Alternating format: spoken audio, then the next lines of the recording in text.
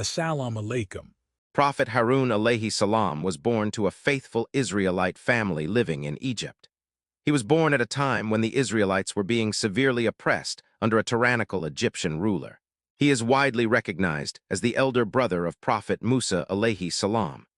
The Pharaoh of Egypt was terrified by a vision of being overthrown by the Bani Israel. He dreamt of a blazing fire erupting from Jerusalem, burning down the houses of Egyptians and Copts, leaving the children of Israel untouched. Anxious, he summoned his priests, ministers, and magicians and narrated the horrifying vision. The party inferred that a boy would be born among the Israelites, who would bring about the downfall of the Egyptians. Thus, a command was given to the Egyptian army to slay all male children born to the Israelites. There was no normal conflict in issuing this verdict, as this marked yet another way the Pharaoh continued to oppress Bani Israel, the descendants of Prophet Yaqub alayhi salam. The children of Israel only served as slaves to the Pharaoh and Egyptians. They were forced into labor for minimal or no compensation. Enduring relentless subjugation, they were deprived of their rights and viewed as inferior citizens.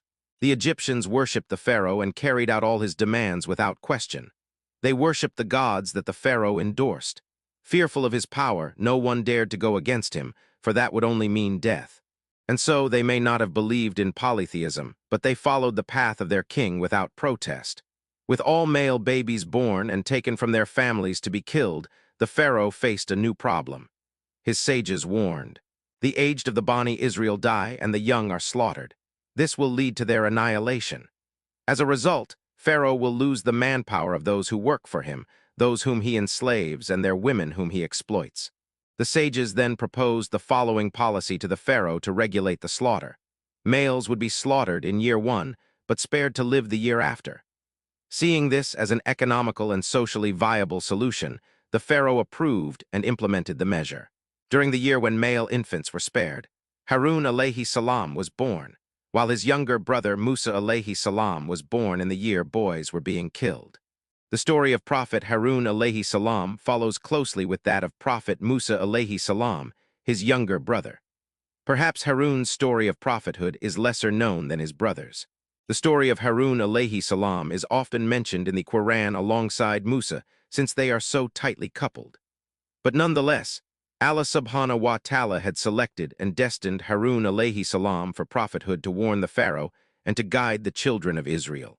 Fast-forwarding many years, Allah subhanahu wa ta'ala commanded Musa alayhi salam to meet with the Pharaoh and his chiefs and intercede for the release of the people of Israel.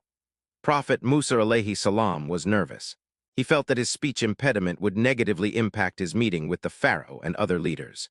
His brother Hārūn alayhi salam, on the other hand, was an eloquent speaker. So Musa alayhi salam implored Allah subhanahu wa ta'ala to appoint Hārūn alayhi salam as his helper. Prophet Musa alayhi salam made the following supplication. Moses said, "My Lord, expand for me my breast with assurance. 25 and ease for me my task, 26, and untie the knot from my tongue, 27, that they may understand my speech.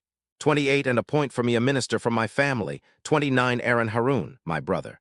30, increase through him my strength, 31, and let him share my task, 32, that we may exalt you much, 33, and remember you much. 34, indeed, you are of us ever seeing. 35. Surah Taha 20, 25-35. Allah subhanahu wa ta'ala responded, "You have been granted your request, O Moses." Surah Taha ayah 36. Musa alayhi salam humility is shown through this verse. He implores Allah subhanahu wa ta'ala to enlist the help of his brother. He asks to make Hārūn alayhi salam a partner in this mission to support and give him strength so they can complete the task together. In another ayah, Allah subhanahu wa ta'ala says, "We will certainly strengthen you through your brother and will invest both of you with such power that they shall not be able to hurt you. With the help of our signs, the two of you and your followers will prevail." Surah Al-Qasas, ayah 35. Allah subhanahu wa ta'ala then instructed the two prophets to go to the Pharaoh and say, "Indeed, we are messengers of your Lord, so send with us the children of Israel and do not torment them. We have come to you with a sign from your Lord, and peace will be upon he who follows the guidance. Indeed, it has been revealed to us that the punishment will be upon whoever denies and turns away." Surah At-Taha, ayah 47-48.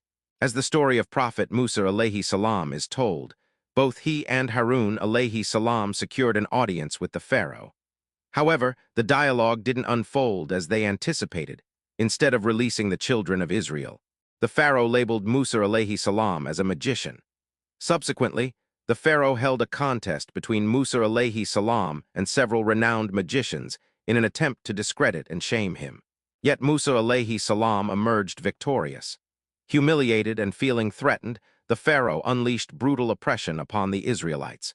He commanded his army to slay the sons of Israelites, rape their women, and imprison anyone who dared to resist. Amidst severe persecution, Prophet Mūsā alayhi salam and Prophet Hārūn alayhi salam led the Israelites out of Egypt. When the Israelites found themselves trapped between the mighty Pharaoh and his army on one side and the Red Sea on the other, Allah subhanahu wa ta'ala parted the sea, allowing them to cross safely. However, as the Pharaoh and his army attempted to pursue, they were engulfed and drowned by the sea's waters. Despite Allah's subhanahu wa ta'ala rescue from Pharaoh's oppression, the children of Israel were accustomed to their old ways back in Egypt. As the saying goes, old habits die hard, and the Pharaoh's influence left a serious mark upon their souls. Despite the prophet's persistent reminders to abandon idol worship, they felt a strong pull toward idolatry. When Prophet Mūsā alayhi salam ascended Mount Sinai to receive the 10 Commandments from Allah subhanahu wa ta'ala, Prophet Hārūn alayhi salam assumed leadership over the children of Israel. For 40 days, Prophet Mūsā alayhi salam was gone. During this absence, a rebellious follower named Samiri became increasingly restless and inclined towards evil. Eventually, he gathered and melted all their gold jewelry, crafting a hollow golden calf. This calf was designed to produce a peculiar sound when the wind passed through. Because their hearts were weak, they found the sound enticing, something from the supernatural. It wasn't too long after that a group among the Israelites began worshipping the idol. Prophet Hārūn alayhi salam was in distress and tried to warn them before the return of Musa alayhi salam. "O my people, you are only being tested by it, and indeed your Lord is the most merciful. So follow me and obey my order." They said, "We will never cease being devoted to the calf until Moses returns to us." Surah Taha, ayah 90-91. The Israelites were so easily misguided that they even threatened to kill Prophet Hārūn alayhi salam if he dared to stop them. Prophet Hārūn alayhi salam was helpless. This account differs from the biblical version in which Aaron, the Judeo-Christian name for Harun, who was responsible for creating the calf. And when the people saw that Moses delayed to come down from the mount, the people gathered themselves together unto Aaron and said unto him, "Up, make us a god who shall go before us. For as for this Moses, the man that brought us up out of the land of Egypt, we know not what has become of him." Exodus 32:1.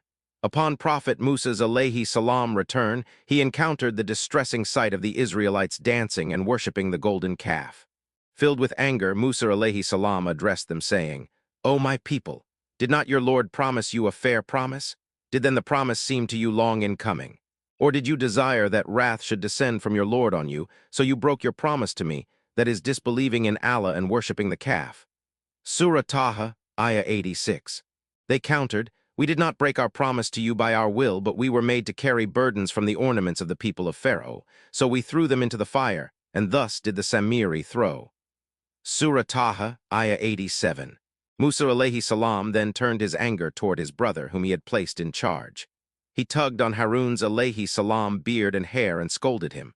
"O Harun, what held you back when you saw them going astray? Why did you not fight this corruption?" Harun alayhi salam pleaded, "O son of my mother, do not seize me by my beard or the hair of my head. The fold considered me weak and were about to kill me. So make not the enemies rejoice over me, nor put me among the people who are wrongdoers." Musa's alayhi salam anger subsided when he understood his brother's helplessness. Musa then turned to Samiri and asked, "And what is your case, O Samiri?" He said, "I saw what they did not see, so I took a handful of dust from the track of the messenger and threw it, and thus did my soul entice me." Musa said, "Then go. And indeed, it is decreed for you in this life to say, 'No contact.' And indeed, you have an appointment in the hereafter you will not fail to keep. And look at your God to which you remain devoted. We will surely burn it and blow it into the sea with a blast. Your God is only Allah, except for whom there is no deity. He has encompassed all things in knowledge." Surah Taha, ayah 95-98. Samiri was banished and forced to live as an outcast. Subsequently, Musa alayhi salam addressed his people, urging them to seek Allah's subhanahu wa ta'ala forgiveness. Musa alayhi salam chose 70 elders among the Israelites to travel to Mount Sinai, where he ordered them to seek Allah's subhanahu wa ta'ala forgiveness for their grave disobedience. The men were arrogant and disbelieving. "O Moses, we will never believe you until we see Allah outright." Surah Al-Baqarah, Ayah 55, and so Allah subhanahu wa ta'ala sent a fierce punishment. Bolts of lightning appeared across the sky while the ground trembled with a quake. The men fell, losing their lives as disbelievers. Still, Prophet Mūsā alayhi salam prayed to Allah subhanahu wa ta'ala that they'd be forgiven, and Allah subhanahu wa ta'ala, being the most merciful, forgave them. "And I revived you after your death that perhaps you would be grateful." Surah Baqarah, Ayah 56. Allah subhanahu wa ta'ala then declared, "And Moses chose from his people 70 men for our appointment. And when the earthquake seized them, he said, 'My Lord, if you had willed, you could have destroyed them before and me as well. Would you destroy us for what the foolish among us have done? This is not but your trial by which you send astray whom you will and guide whom you will. You are our protector, so forgive us and have mercy upon us. And you are the best of forgivers. And decree for us in this world that which is good and also in the hereafter. Indeed, we have turned back to you." Allah said, "My punishment I afflict with it whom I will, but my mercy encompasses all things. So I will decree it especially for those who fear me and give zakah and those who believe in our verses. Those who follow the messenger, the unlettered prophet, whom they find written in what they have of the Torah and the gospel, who enjoins upon them what is right and forbids them what is wrong and makes lawful for them the good things and prohibits for them the evil and relieves them of their burden and the shackles which were upon them. So they who have believed in him, honored him, supported him, and followed the light which was sent down with him. It is those who will be the successful." Surah Taha, Ayah 90-91. Prophet Hārūn alayhi salam passed away shortly before his brother Musa alayhi salam, while the Israelites, his people, were still journeying through the wilderness.